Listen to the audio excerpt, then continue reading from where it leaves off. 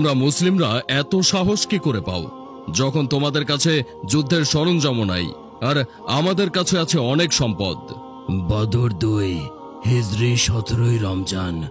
অবস্থান মদিনার দক্ষিণ পশ্চিমে 80 মাইল দূরে বদর উপত্যকা। শক্তি সংখ্যা মদিনার মুসলিম 313, মক্কার কুরাইশ 1000। ফলাফল মুসলিমদের বিজয়। 5 হিজরি 627 খ্রিস্টাব্দ। অবস্থান মদিনার সীমানা। শক্তি সংখ্যা মুসলিম 3000, আরব ও ইহুদি জোট সংখ্যা 10,000। ফলাফল অবরোধ ব্যর্থ, মুসলিমদের বিজয়। বেনিয়ামিন নেতানিয়াহুর চোখ কপালে উঠে যায়। কেমনে কি? তোদের এত পাওয়ার দেয় কে? দ্য পাওয়ার অফ আল্লাহ, আল্লাহর শক্তি। কই ফিলিস্তিনকে কেন রক্ষা করছে না তোদের আল্লাহ? তোদের কিছুদিনের অবকাশ দেওয়া হয়েছে। ও বেশি কথা বলে, ওর রিমান্ড বাড়িয়ে দাও। তাকে কষ্ট আরো বাড়িয়ে দেওয়া হলো। নারায়ে তাকবীর, আল্লাহু আকবার, নারায়ে তাকবীর, আল্লাহু আকবার। অচিরে জানতে পারবে তোদের ধ্বংস অতি নিকটবর্তী। বয়কট বয়কট, ইসরায়েলের পণ্য বয়কট। আমরা হলাম নবীন সেনা, ভয় করি না বুলেট বোমা। Action action, direct action. ইসরায়েলের 2 গালে জুতা মারো তালে তালে, জোতা মারো তালে তালে। ইসরায়েলের 2 গালে। নারায়ে তাকবীর, আল্লাহু আকবার। আঙ্কেল, আপনি নাকি ইসরায়েলি পণ্য এখনো বয়কট করেননি? বয়কট করব কেন? আমরা তো এখন 20% পর্যন্ত ডিসকাউন্ট পাচ্ছি।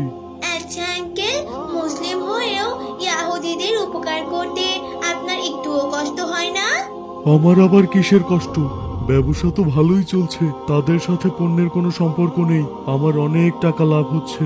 ইসরায়েলের 2 গালে জুতা মারো তালে তালে, জোতা মারো তালে তালে। ইসরায়েলের 2 গালে। এখন একটা হেলিকপ্টার করে চিঠি পাঠাও, রাফায় পশ্চিম সীমান্ত পাশে যেন 12 ঘন্টার মধ্যে দক্ষিণ সীমান্তে চলে যায়। পশ্চিমে অভিযান চালানো হবে। জি স্যার, এক্ষুনি যাচ্ছি।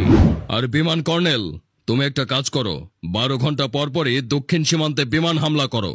স্যার, আপনি পশ্চিম তীরে অভিজাতদের কথা বলে দক্ষিণে যেতে বললেন, তাহলে পশ্চিম থেকে দক্ষিণে কেন হামলা চালাবেন? অল্প উড়িয়ে দিয়ে মন ভরবে না, তাই একত্র করে উড়িয়ে দেব। আমি বর্তমান বিশ্বের ভয়ঙ্কর ফেরাউন।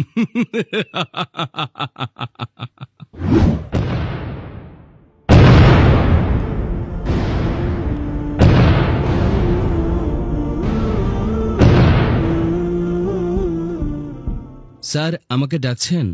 জি, আগামীকাল বেনিয়ামিন নেতানিয়াহু আসবে এবং আরব নেতারাও থাকবে। তুমি টুপি পাঞ্জাবি খুলে যাবে। কেন স্যার? ওখানে তো আরব নেতারাও আছে। তারা জুব্বা পরেও পা চাটতে পারবে, কিন্তু কি স্যার? তোমাকে নিয়ে ভয় হয়। তোমার যে ঈমান, তাতে তাদের সাথে তোমার মিলবে না। আরব নেতারা ক্ষতিগ্রস্ত, কিন্তু তারা জানে না। আল্লাহ কাফেরদের কেন ধ্বংস করবেন না? আমার জ্ঞানে এখন বুঝলাম, এটা মুসলিমদের জন্য একটা পরীক্ষা। কি বললে? বুঝলাম না। ও কিছু না স্যার, আমি তাহলে আসি। পরের দিন সব নেতারা উপস্থিত হয় এবং নেতানিয়াহুর পা টিপতে থাকে। তখন রফিক সাহেবও হাজির হয় এবং একটু দূরে সে বসে পড়ে। বলো, তোমাদের কার কি চাই?